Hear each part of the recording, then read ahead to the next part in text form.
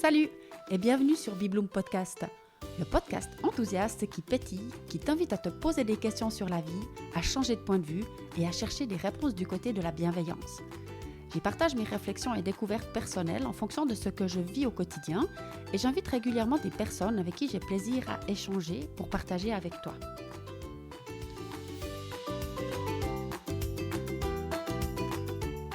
Et aujourd'hui, j'ai envie de te parler de vulnérabilité parce que c'est un de mes sujets de réflexion et comme je suis un peu dans une zone de turbulence vulnérable en ce moment, eh bien c'est parfait pour t'en parler. Retrouve-moi d'ici quelques secondes et on approfondit le sujet.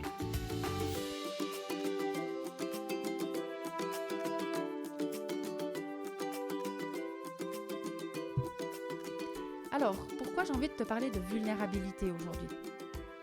Eh bien parce que actuellement, je suis en train de traverser moi-même une zone comme ça que j'appelle de turbulence vulnérable. Certainement une caractéristique qui est propre aux hypersensibles que je suis. Et pendant longtemps, je l'ai considéré ça comme un signe de faiblesse, clairement. Et puis ensuite, j'ai compris qu'en fait, c'était plutôt une de mes forces d'être capable d'accepter cette vulnérabilité. Et puis, une des valeurs essentielles de mon travail, c'est l'authenticité. Donc, ça me paraissait un sujet vraiment chouette aujourd'hui de venir avec ça parce que je suis en plein dedans et ça me permet de connecter peut-être avec des gens qui traversent aussi ce genre de zone parce que parfois on peut avoir l'impression qu'on est un peu seul là-dedans, que c'est souvent mon cas, de dire mais punaise, il n'y a que moi qui passe par ces zones de doute, de sentiment de ne pas avoir confiance en moi, de me sous-estimer et en fait c'est pas vrai, je pense qu'il y a beaucoup d'autres personnes qui passent par là aussi et peut-être tu en fais partie, donc c'était important pour moi de venir avec ce sujet-là. Pourquoi est-ce que je suis maintenant dans une zone un peu de turbulence comme ça? Parce que c'est parce que je me sens un peu à la croisée de deux chemins là, en lien avec mon activité d'indépendante. Et puis ça bouscule beaucoup. Quand on est indépendante, hein, on doit toujours réfléchir, enfin, on est poussé sans arrêt à se remettre en cause, à oser le changement, à pas baisser les bras, à suivre son intuition, à oser demander, à croire en soi. Et puis là, en fait, il y a tout d'un coup des choses qui se sont mises en place de différentes manières. Enfin, depuis le début de l'année, j'essayais de trouver des nouvelles idées pour la Bibloom Academy. Puis il me semblait que même en allant chercher de l'aide, en demandant du soutien, j'arrivais pas aux bons endroits. Après, il y a eu ce Covid qui m'a poussée à mettre certains de mes cours en ligne, ce qui était une belle découverte, où je me suis sentie très à l'aise, les participants aussi. Après, cette notion que tout d'un coup, on peut être bloqué et ne plus pouvoir travailler. Donc, effectivement, le fait de pouvoir faire des choses en ligne, c'est bien. Enfin bref, toutes ces réflexions, ça me pousse à aller dans une direction de mettre sur pied un nouveau programme d'accompagnement pour cet automne. J'ai aussi envie de m'inspirer des cercles d'enthousiasme que j'ai mis en place l'année dernière, où tous les gens qui ont envie de continuer leur chemin, qui ont envie d'avancer dans leurs réflexions, qui ont envie de se poser des questions sur la vie et surtout de changer quelque chose dans leur manière de répondre aux situations du quotidien. On se voit une fois par mois en présentiel dans la salle. Et puis, c'est vraiment quelque chose qui me plaît beaucoup. Donc, j'ai envie de consacrer plus de temps à cet accompagnement-là. Et puis, ça, je pourrais le faire notamment en ligne. Donc, voilà, j'ai des nouvelles idées comme ça qui viennent.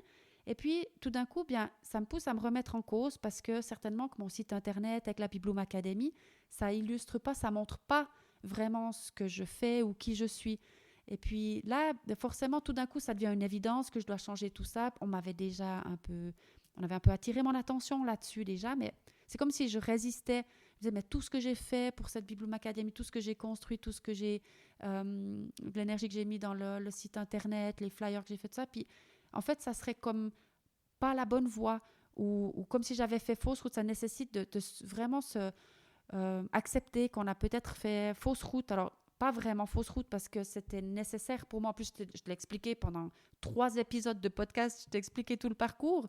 Et puis, peu de temps après que j'ai publié tout ça, eh bien, c'est comme si j'ouvre les yeux et puis je me dis, mais il y a un truc qui joue pas, quoi. Je dois changer quelque chose.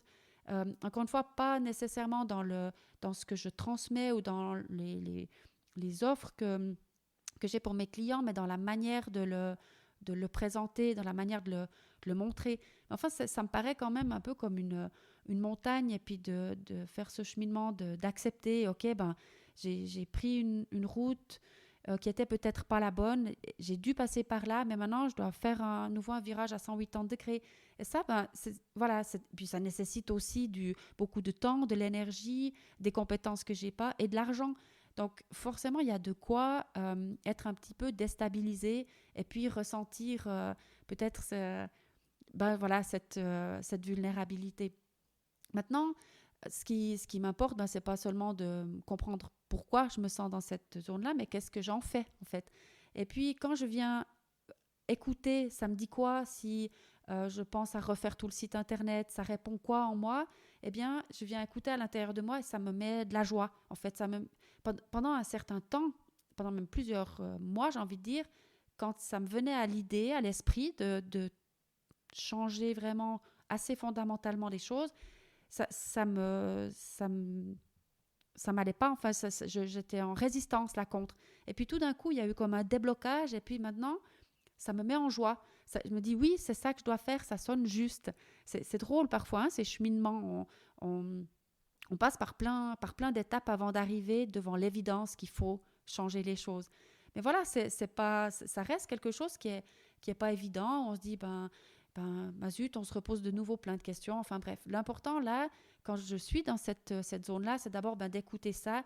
Et puis comme ça fait waouh et que ça me met en joie de me dire que oui, je vais tout refaire, je vais tout changer, je vais y aller, je vais proposer ce nouveau programme. Puis voilà, ça me met en joie. Donc, je sais que c'est juste et que quelque part, ça confirme que je dois le faire. Donc après, il reste à trouver les outils ou à utiliser à nouveau les outils qui vont me rebooster, qui vont me remettre sur pattes, en fait, qui vont me faire quitter cette zone où je me sens un peu vulnérable comme ça. Et puis, ce qui m'intéresse dans ce podcast, c'est de t'inspirer. Donc, en partageant un petit peu toutes ces réflexions, peut-être que tu es dans des réflexions similaires, mais je veux partager aussi qu'est-ce que je fais, quels sont les exercices, mes petites astuces pour retomber sur mes pattes. Alors, par exemple, il y en a un que j'aime beaucoup. C'est un exercice d'auto-hypnose, comme ça, si on veut, ou on peut l'appeler comme on veut, en fait. Mais voilà, un petit exercice que je fais d'abord, je pose mon intention et je réfléchis vraiment à quelque chose de concret. Derrière cette zone de turbulence, comment je veux me sentir. Et je pose une intention et une phrase qui dit que j'ai confiance en mon projet, je sais qu'il va se mettre en place de manière fluide et sereine et avec je vais trouver les meilleures solutions pour développer tout ça. J'écris assez clairement l'intention que j'ai, comment je vois derrière ce mur de turbulence. Et puis après, je me mets debout, je me tiens bien droite, vraiment la posture du vainqueur, comme ça, le torse un peu bombé. Et puis, je fais 3 profondes respirations. À l'inspire, eh bien, j'inspire de la confiance, de la joie, de l'amour, de l'estime de moi-même. Et puis, comme si je gonfle mes poumons de tout ça. Et puis, à l'expire, eh bien, je lâche tout ce dont je n'ai plus besoin. Je lâche tout mon mal-être, je lâche mon manque de confiance en moi, je lâche mes doutes, je lâche mes sentiments comme ça d'insécurité. Et puis, je le fais 3 fois. J'inspire tout ce dont j'ai besoin maintenant, la confiance, l'amour, et voilà, et j'expire tout ce dont je n'ai plus besoin. Quand j'ai fait ça 3 fois, en me tenant vraiment bien droite, j'exprime à haute voix mon intention, cette phrase que j'ai écrite préalablement, et puis je mets un beau sourire sur mon visage. Je fais un petit signe comme ça, comme le hockey de la plongée, je ne sais pas si tu vois comment c'est. Je le mets vers la commissure de mes lèvres et je l'envoie tout là-haut. Voilà, j'envoie mon intention, débrouillez-vous avec ça là-haut. Et puis après, je sens que ça me donne aussi des idées assez concrètes et terre à terre pour mettre en place des petites actions. Après, en lien avec la posture, donc quand je fais cet exercice, comme je disais, je me tiens bien droite, le torse bombé, je suis comme bien ancrée et suspendue en même temps à ma bonne étoile. Donc ça, c'est aussi une posture que j'essaye d'adopter quand je suis dans ces moments comme ça de turbulence. Et puis une autre que j'aime bien, eh bien, c'est que parfois je marche chez moi ou même dehors, surtout si c'est très tôt le matin, eh bien, je marche avec les bras en l'air, en V de la victoire, comme ça. Et c'est aussi quelque chose qui m'aide vraiment à me rebooster, à me redonner confiance. Après, j'utilise beaucoup les mantras, où en marchant aussi, je me dis comme ça que oui, Diane, c'est une super idée, j'ai confiance en moi, tout se met en place simplement, c'est juste d'avoir cette envie. Enfin, je me dis des petites phrases comme ça que je me répète à chaque pas en marchant. C'est quelque chose aussi qui me fait du bien et surtout qui calme mon mental parce que quand je suis dans ces phases-là, mon mental, il vient vraiment tout de suite me dire là, des choses qui ne sont pas toujours super agréables. Justement, il aurait tendance à jouer contre moi plutôt qu'avec moi. Donc, en disant ces mantras comme ça, c'est une bonne manière de le calmer un petit peu. Après, une autre petite chose que j'aime bien, c'est qu'à chaque fois que je me croise dans le miroir, j'en profite pour me dire je t'aime ou tu es magnifique. Et comme ça, je me sens aussi un peu moins seule. Je me dis, elle est cool cette nana-là qui se croise dans le miroir. Et puis aussi, le plus souvent possible, vraiment, je mets dans mon vocabulaire ou dans ce que j'exprime des phrases qui commencent par « je suis fière de ». Et chaque jour, j'essaie d'être fière de quelque chose que j'ai fait et vraiment de le dire avec cette notion que, bien sûr, c'est pas de la fierté mal placée, mais c'est juste de la fierté qui me fait sentir bien parce que oui, c'est cool ce que j'ai réussi à faire et puis ça améliore vraiment la confiance en moi quand j'arrive à l'exprimer avec le cœur grand ouvert.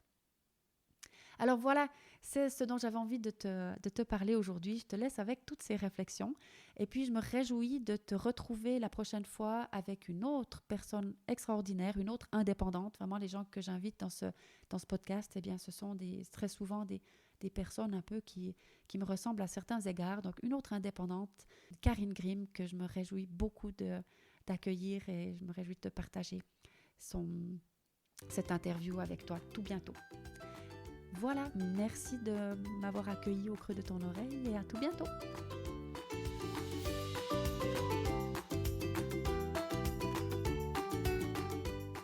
Et retrouve toute mon actualité sur mon site internet, celui qui va changer prochainement, bibloom.ch, BEBLOOM.ch. À bientôt.